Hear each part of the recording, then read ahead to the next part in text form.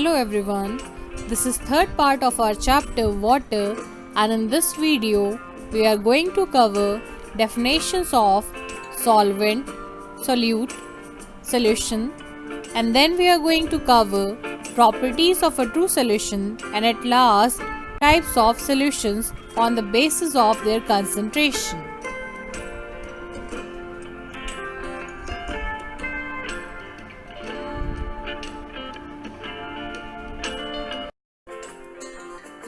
Now first of all, covering the term solvent. Solvent is a medium of dissolution which allows the substance, that is the solute, to dissolve in it to form a solution.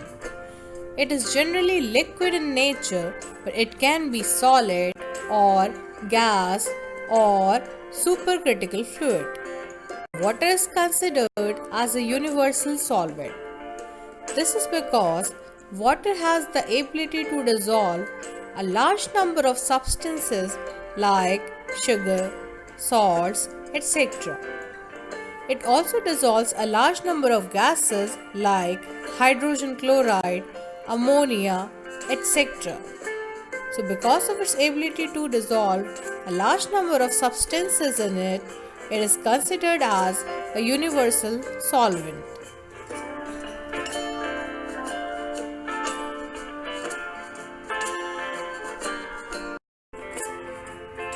Now covering our second term, that is solute. Substance which dissolves in the solvent to form a solution is called as a solute. Solute can be solid, liquid or gaseous in nature.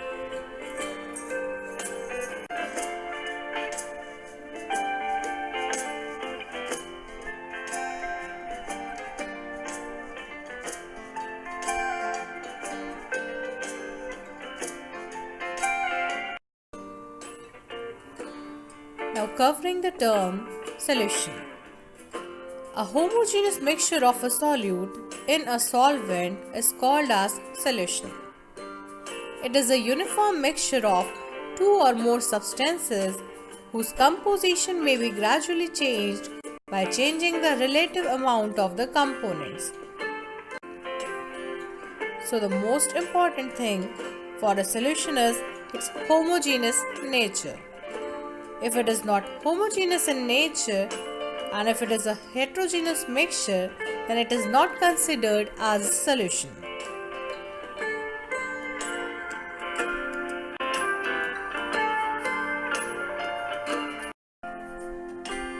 A homogeneous mixture is a solid, liquid or gaseous mixture that has the same proportions of its components throughout any given sample.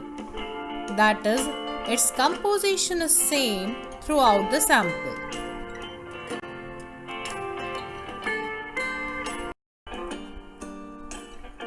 Now covering properties of a true solution. First of all, its nature. It is clear, transparent and homogeneous in nature. Second property is particle size.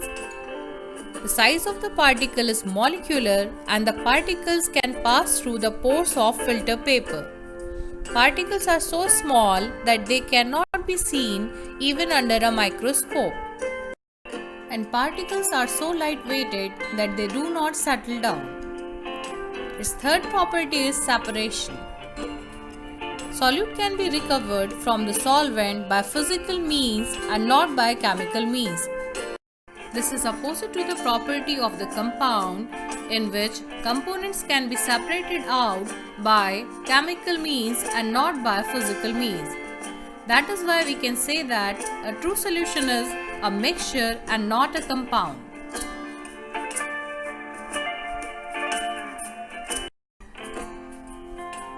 Now covering types of solutions on the basis of their concentration.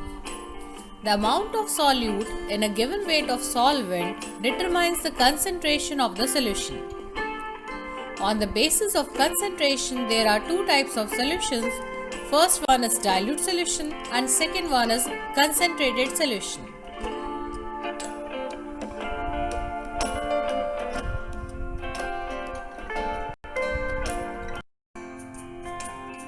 Now first of all, covering dilute solution.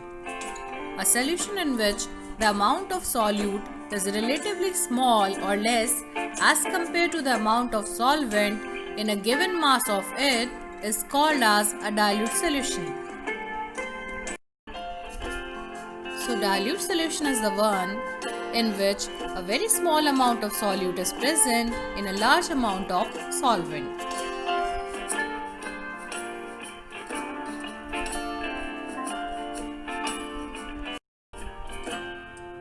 Now covering concentrated solution. A solution in which the amount of solute is relatively large, that is, a large quantity of solute is present in a given mass of a solvent, is termed as concentrated solution.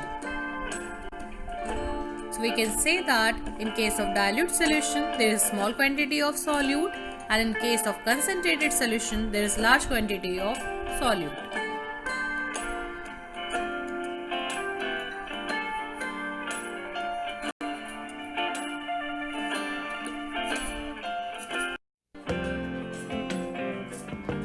Thank you for watching this video. Please like the video, share it and subscribe to my channel.